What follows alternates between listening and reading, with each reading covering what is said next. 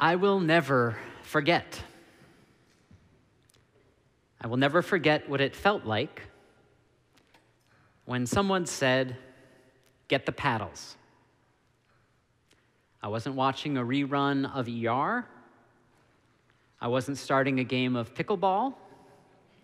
I certainly wasn't pledging a fraternity.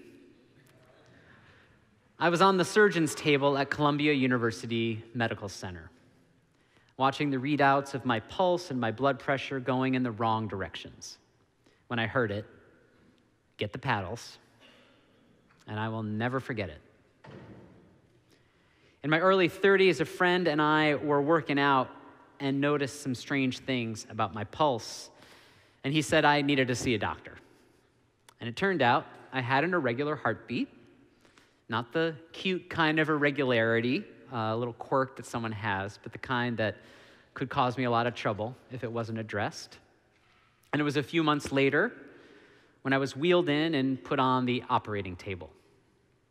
Sensors were strung into the interior of my heart, and my surgeon was delicately, methodically looking for the piece of my heart that was causing the problem. See, what was amiss was the electricity passing through the nerves that operated the contractions of my heart. Now, I don't play many video games anymore, but I have some friends that do. And the setup in the operating room would have been a dream come true for them. Some of you have been there. There were rotating screens showing internal images from all angles of my heart spinning around me, and the surgeon was operating the controls, trying to locate the culprit nerves. And when he would find them, he would zap them with a little radio frequency pulse, essentially burning tiny portions of the nerve tissue of my heart. It was the world's most sophisticated game of Space Invaders. But during the procedure, something started to not feel quite right. My pulse was getting faster and faster and faster, but my blood pressure was getting lower and lower. Since I was conscious for the procedure, I remember the anesthesiologist arriving to assess how to sedate me so that they could use the paddles on me. And when the anesthesiologist finally did her work, everything went black. Now, I don't want to spoil the ending.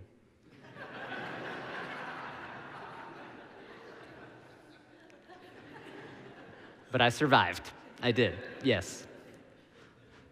And for many years now, I've had a perfectly regular heartbeat. But the experience of being as close to becoming a mere memory that day is never far from my mind. I'll never forget it. And this is a weekend for memory.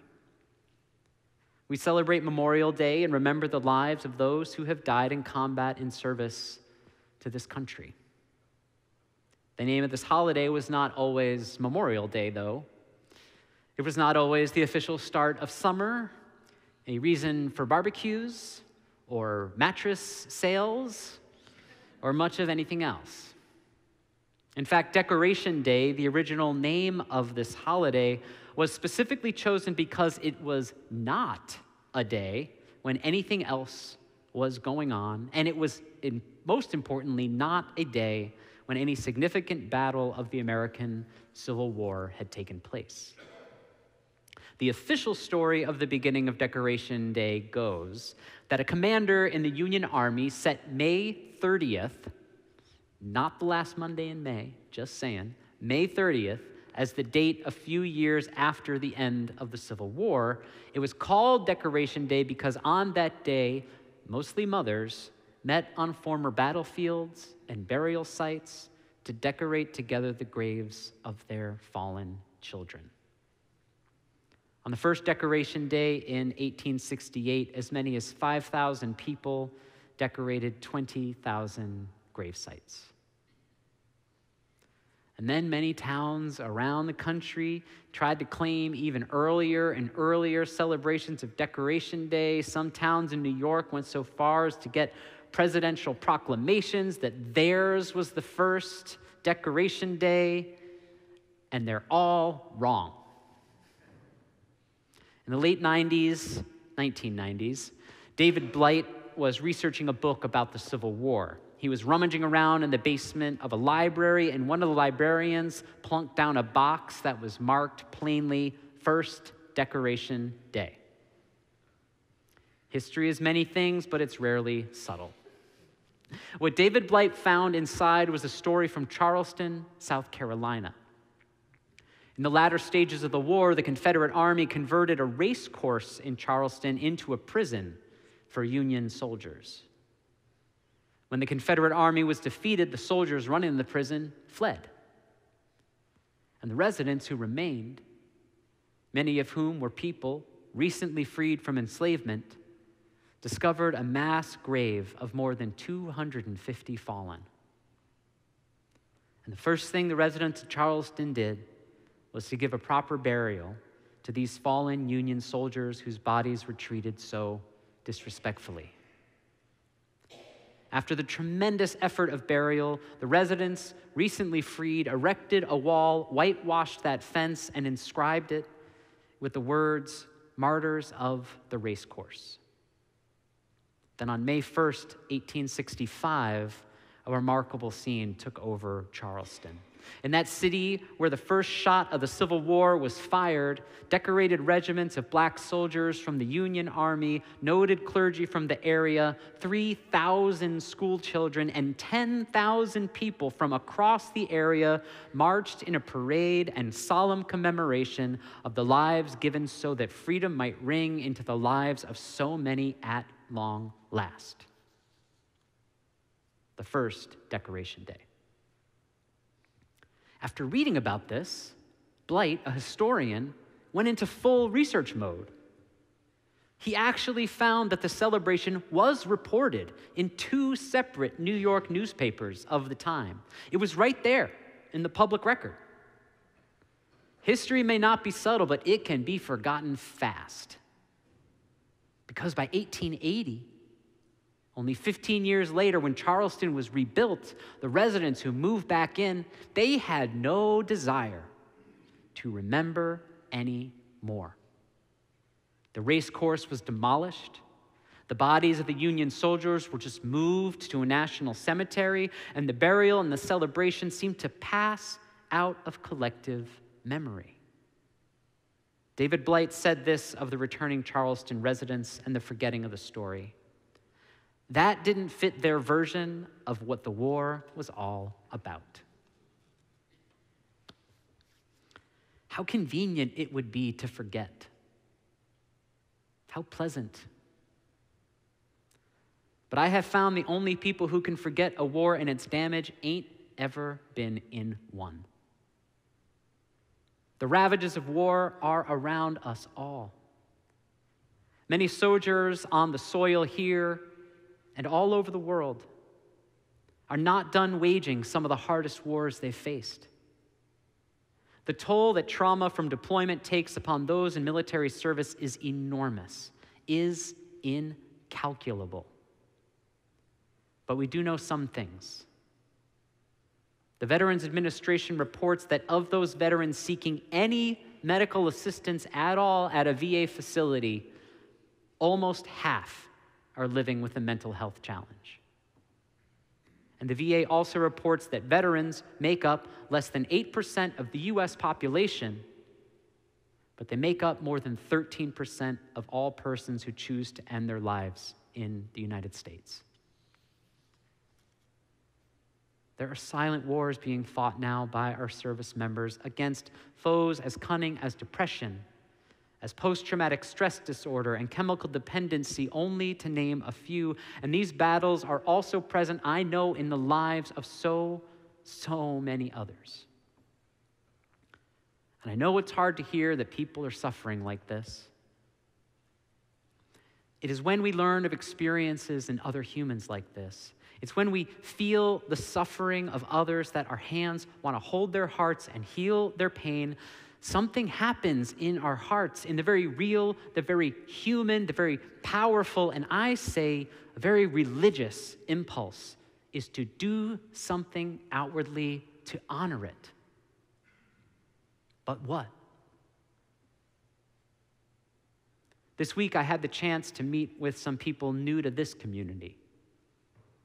One of the themes that came up was how much so many of them have had to let go of their past faiths, or even of their past beliefs in this faith.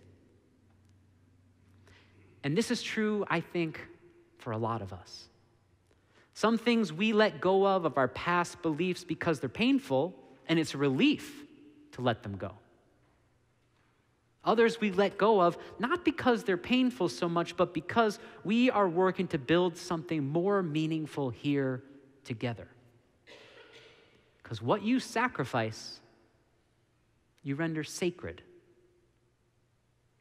I think one of the reasons sacrifice and sacred share a root word is so we will not forget those sacrifices that shape our sacred lives.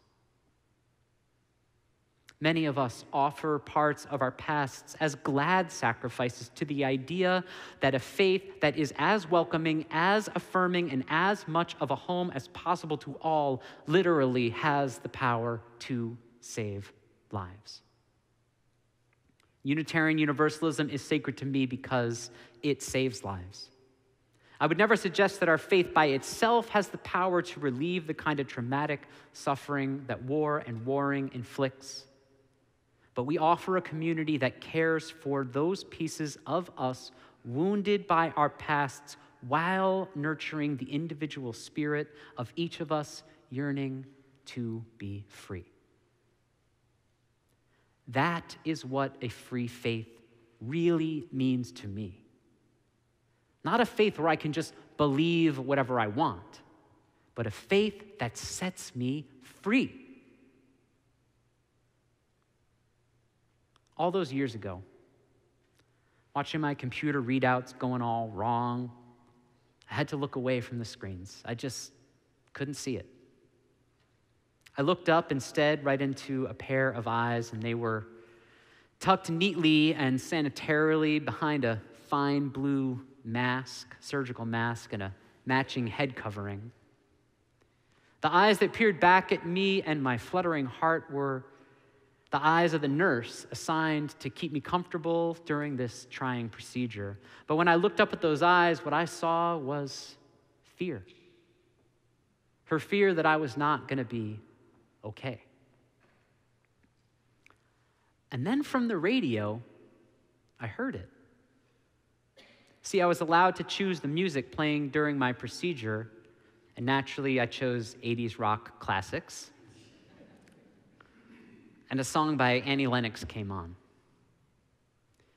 Yea, though we venture through the valley of the stars, you and all your jewelry and my bleeding heart. And the thought that passed through my mind as my breath failed and my heart raced, it wasn't, gosh, I hope I make it. It wasn't, tell my parents I love them. It wasn't even, I wonder if they have 80s music in heaven. Now, it was in that moment that I was filled with enormous gratitude, such enormous gratitude, because my faith, this faith taught me to forgive. My faith taught me to get right with the people in my life. And I was no longer at war with anyone, including myself. It was with that faith I smiled as I closed my eyes because I was ready to die. Just to remind you, I lived. And when I came to and the procedure was over, there was a little piece of my heart that was dead. There still is. It was dead, sacrificed, sacred, so that the rest of my heart could go on working. This weekend, we remember people lost in battles. And I know this past week held the memory so profound of other losses for so many of us. This week, we remembered the first anniversary of the deadly attack at Robb Elementary in Uvalde. And this week, we remember the third anniversary of the murder of George Floyd. In a nation that wants us to forget, in an economy driven by what is easy, convenient, and disposable, we must not break faith with those who die. It is faith, this faith and others, that offers us the gift of sacred memory, despite a world that wants us to forget, a world that's counting on us forgetting. It takes so much forgetting, doesn't it? To erase a parade of 10,000 people honoring those who gave their last full measure of devotion for freedom of people they don't know. It takes a lot of forgetting, doesn't it? To erase the damning indictment of war playing out in those lives living with what war has wrought. It takes so much forgetting, doesn't it? To erase the rage that a year after the attack in Uvalde, nothing has been done to change the circumstances that led to it. To erase the circumstances and actions that led to George Floyd's death and threaten still so many of our beloved siblings, it takes a lot of forgetting. And it takes a lot of gall for a state like Florida to try to forget one of the greatest pieces of public poetry ever gifted a nation by banning the reading we heard today from one of the nation's largest school districts because it didn't fit the way one person wants to remember things. We need a free faith, a faith that frees us, because we're not yet free of a time when the sight of a strong, brilliant, young woman of color speaking truth to the nation with the world's greatest military might will not be attacked, will not be diminished, will not be silenced. We need a free faith, a faith that frees us, because we are not yet free of a time when cynicism and political theater don't override the very rights so many gave the last full measure of their devotion to defend. We need a free faith, a faith that frees us to render sacred the sacrifices so many have made that we might live today. To render sacred the sacrifices each of us make to keep this holy house one of welcome and one of revolutionary love. To render sacred the sacrifices that never let us forget, even when it breaks our broken, bleeding hearts to remember them. That so many more will need this faith. So many more will find this faith. So many more will be saved by this faith. And that is my prayer on this day of memory. Bless the lives of those who are gone. Bless the journey that made possible their sacrifice. And bless those heroes yet to come. I leave you with the words of the now immortal Tina Turner. What do we do with our lives? We leave only a mark. Will our story shine like a light or end in the dark? Give it all or nothing. May it ever be so. Bless you all, and amen.